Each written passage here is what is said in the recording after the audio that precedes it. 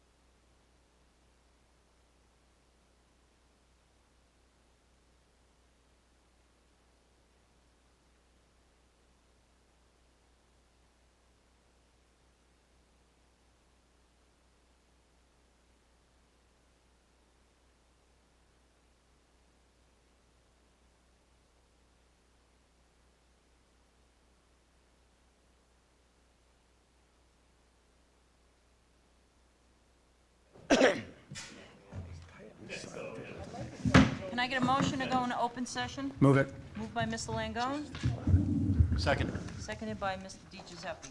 Please stand for the pledge. Ma'am, talk about it.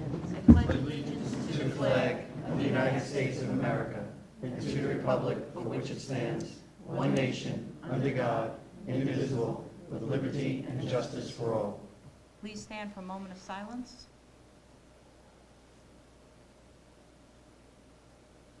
Thank you. Please be seated. Mr. Giordano, the fire code. In case of an emergency, you're going to go out either door to the front of the building and out into the parking lot. Okay.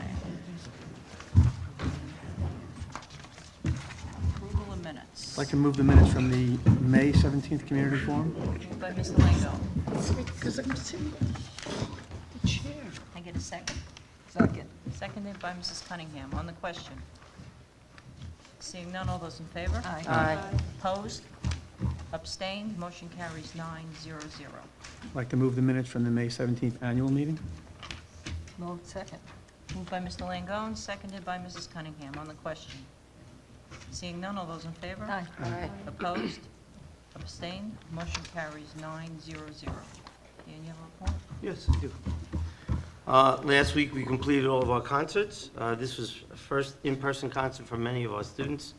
It was really very refreshing, and the students really did wonderfully. Both of the high school and middle school honor societies had their induction ceremonies. Congratulations to all the students that were inducted. On June 15th, we begin moving up ceremonies and graduations, so that's coming quickly. And I just want to give a quick security, I guess, update.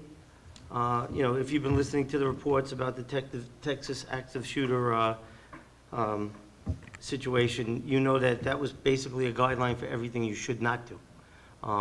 Bobby brought me a report that was done by an independent law enforcement unit, and quite honestly, it's really terrible to read. It's very sad to see that people just stood there and did not enter buildings and did not do anything. I assure you that we've had drills at our school. When Jerry Giganti was chief of police, he had some in our high school, and their process is actually amazing, how they enter and how they go. So I don't see that ever happening here. So I'm just going to give you a little scenario. In 2018, Suffolk Police did evaluations of the middle school and the high school to see how effective our emergency procedures and our facilities were. We received a great review, and I thank Jerry. He helped us get those reviews because the Suffolk Police is so backed up in doing them. It's not easy to get them in to do. So we're waiting for them to do our elementary schools, but we know that that'll be almost as good. We are connected to the Suffolk County Police Share System so that the police have access to our cameras and our doors. So if anything was to happen in the building, the police could turn on the cameras, see where the active shooter is, tell the police which doors to go in, and they can actually be aggressive towards that active shooter. Our buildings are always locked down at all times during the school day. Classroom doors are to remain locked at all times. Every building has universal keys specific to that building so that no authorized person can enter a room. It's made so if a teacher is walking in the building and there's an active shooter or something happens, they can use their key to get into that door so that they can make themselves safe with the other students. What else? We have a security consultant, which is Altaris, who comes in and works with our building administrations to put our emergency plans together, our individual building emergency plans, so that they're active. Next year, we will be using them to do desktop drills, where they come in and they do a scenario on a desktop with the building team itself, and then they go through different scenarios, and we will make sure that, we have a good procedure now. Each staff member in our buildings has access to a Rave app. The Rave app is based on a geodome, so if you press the button, it sends a signal. There's 4 different or 5 different buttons you could press on that app. One is an active shooter. That's the biggest button. It's the size of Connecticut. You press the button, you hold it for 3 seconds, and it goes right to the police. In West Babylon, they had a scenario where a teacher at the high school heard a dumpster being emptied. They thought it was a gunshot. Half the precinct emptied because it goes to everybody. It was at the change of shift, so from what I understand, the police were running out, pulling up their pants, putting on their bulletproof vests, and they all went to the high school. It wound up being nothing, but it was sure a good way to find out that it works real well. You can also use it from, like, remotely on the field. So Right, well, that's what I was going to get to next. So our geodomes, I'll give you an example. The middle school is done in 3 geodomes. One is the building itself, the other is the baseball field, and the other is the football field. So if you're on the football field and you're a coach and a kid gets hurt and you need an ambulance, you can press for an ambulance and it'll dispatch for the ambulance as well. So those are all the things we have in place. The middle school and the high school have man traps. Bobby and I are working with our architect to put man traps in for the elementary schools. 3 of our buildings are extremely difficult to do. We're going to have to do major work to the buildings. Those buildings are, well, I don't even want to say that. The buildings that need extra work, we will put them, in place. The reason we don't share our specific plans is the way it works is you put your general plan on our website. That's there. So if you want to know our emergency procedures, it'll be there. You never put your floor plan on how you're going to save kids where somebody could read it who might want to hurt kids. It just doesn't make sense. So I know people want us to do these big workshops and tell everybody what it is for each building. It's just not something we should be doing.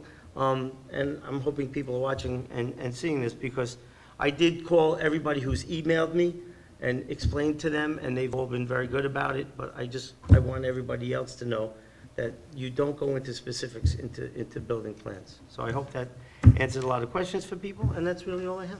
Okay. Thank you. Do any of my colleagues have any questions on agenda items? Mr. Garvey. 9.1, if we could just clarify, Board Policy 4711 and the suspension thereof speaks to the 4th quarter grade and the final cumulative grade, is that correct? You want to explain that again? Sure. So we put together a committee of stakeholders involving administration, teachers, parents, and board members, and we had a meeting of the minds to assess how we wanted to continue in terms of the weighting of Regents examination.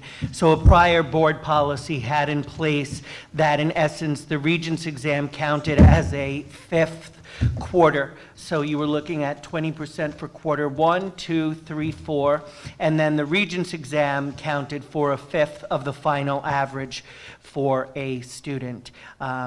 Given that New York State put out guidance speaking to this, we opted to not only take advantage of a waiver that exists for students who earn under a 64 but above a 50, I believe it is, 50 or 55? Yes, 50. No, it's 50. So that student can file for an exemption waiver provided he or she sat for the Regents and met select other criteria, including passing the class itself. And then we have local control. Beyond that, we opted to, for 2021-22 and for 22-23, count a Regents examination for that 20% of the final average only if it is going to benefit the student. So for example, if I had 75 for 4 quarters, and then scored a 96 on the Regents exam. We're now going to take the 75 4 times, add the 96, and divide by 5. However, if I got a 74 on that Regents examination, we are just going to take the 75 and divide by 4. There will be subsequent discussion about how we're going to handle this moving forward. New York State was very clear in their guidance memo to state that they do not encourage nor recommend counting the Regents exam in a student's final average, but they will continue to give us local control. So for now, this new policy will be in place for this year, effective immediately, and also for 22-23. Thank you very much. Sure. Any other questions? Mr. Murphy? Wanted to mention a couple things. First, we have on the agenda the requirements of teachers that were unique in that they were hired during the time the tax pack had a majority of the board when you couldn't get 5 votes to hire any educators. So they were very fine, a good group of people, and it was unique that they even were able to get a job because most people back then weren't able to. It was good seeing you all 2 weeks ago. Happy for a few of you and sad for a few of you, but I was able to stay away from the board for 4+ years by not looking at the agenda. So knowing that I was coming tonight, I was like, yeah, let me take a peek, and it was like 2 hours ago, and I just wanted to point something out. Are there any plans to amend the policy change or the waiving of the second? No, they're going to waive the second reading. Right, there's no intention to make adjustments to what's actually in print before the board votes on it? Well, do you have a suggestion? Oh, yeah, no, I just, basically, the policy that's on there doesn't do what I think your intent is. I follow, obviously, it's never favorable to waive a second reading. You obviously want to have as much input as possible, but seeing that there is a provision in the board policy that you can. But the resolution that you're voting on doesn't do what you're intending to do. It reaffirms the existing Counsel? board policy. Yeah, how about council? Yeah, Eric, you want to try? Yes. Eric? And what you have on the agenda is to reaffirm that policy, not to exempt or waive the policy. Eric, can you address that? Okay. Yeah, I can need that on your laptop for it. Correct. 9.2. 9.2.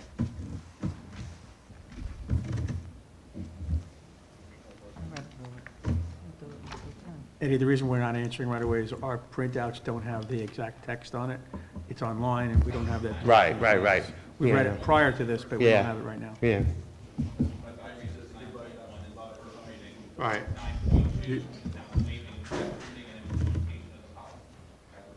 So 9.1 is your question, yes?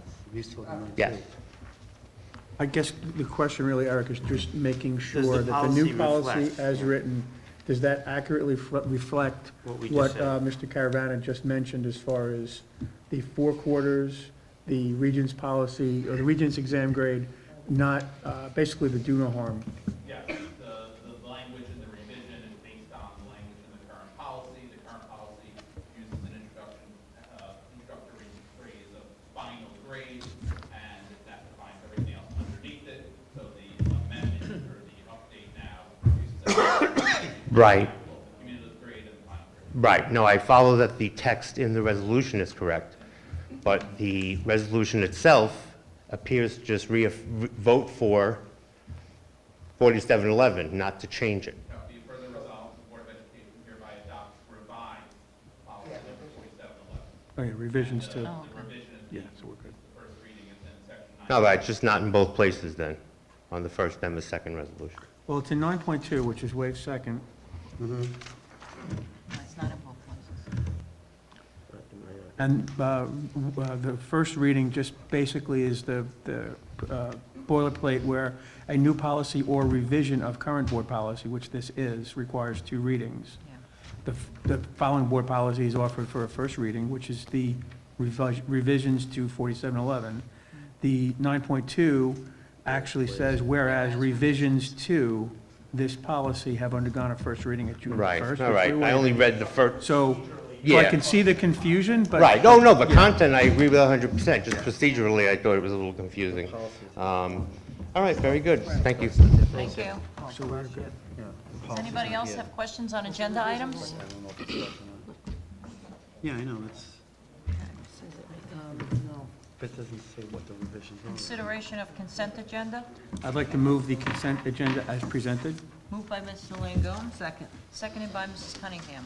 On the question, seeing none, all those in favor? Aye. Opposed? No. Abstain? Motion carries 8-1-0. Okay, do we have any unfinished business? New business? Mr. Garvey? I have 3 things. First, I just want to explain my no vote to the consent. My personal opinion is I want to move back to voting independently on each resolution. That's just my opinion, but I did want to explain that I wasn't voting against anything this evening. Second, Mr. Giordano, would you be able to provide to the community an update on the status of the Marine Corps JROTC program in light of the fact that there is an opening and the program requires 2 instructors? Yes, I did speak to Lieutenant Colonel Johnson 2 days ago, only because we've advertised and through the Marine Corps to see if he had any candidates, and he did not.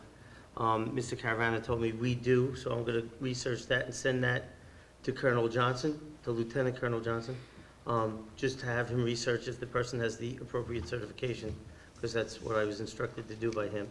And in all honesty, when I spoke to him and I said, what's going to happen, because we only have 1 instructor, he says, you're not the only one. It's pretty widespread across the country. He says they're actually letting people run the program with 1 instructor for at least this year that they know of. He says if they still have a shortage, they may have to consider that further. But that's what I was instructed. So as far as I'm concerned, it is running next year. Thank you, and just to further clarify, so that program is not in danger at all of being cut, and the caveat there is that the amount of sections will also remain equal to cover the students that are in the program? We'll have plenty of room to fill the students. That won't be an issue.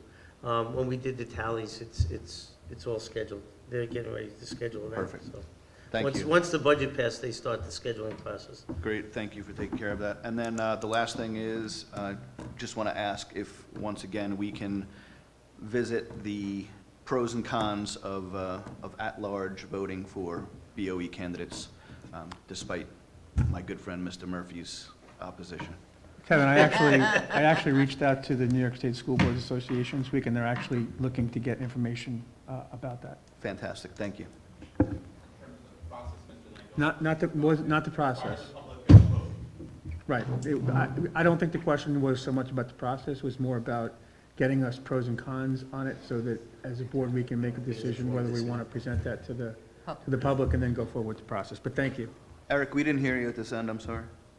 Oh, I'm just saying the process is that it requires a public proposition to be voted on at either a special or regular meeting of the election.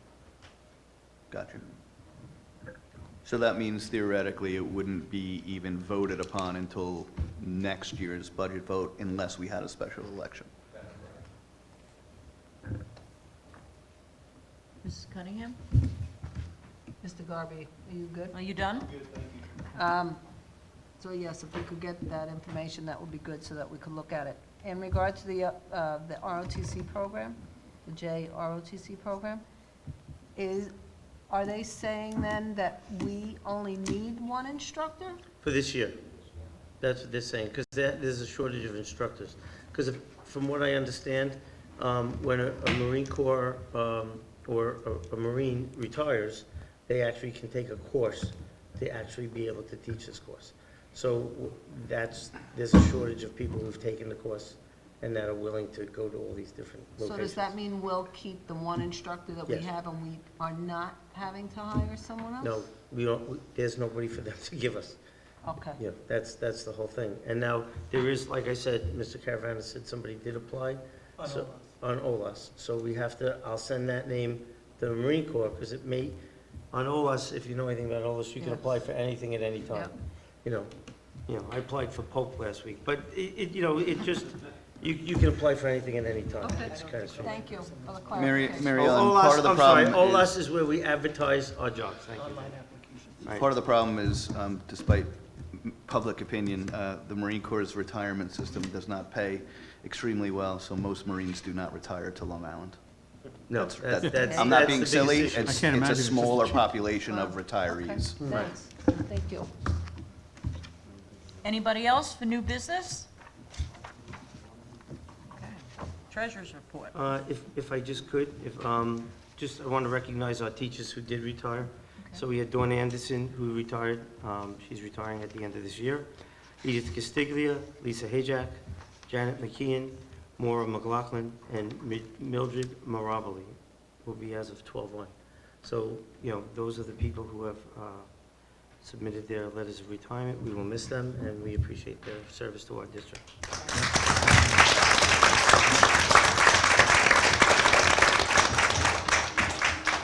Okay, treasurer's report. Treasurer's report. For November 21. 2021.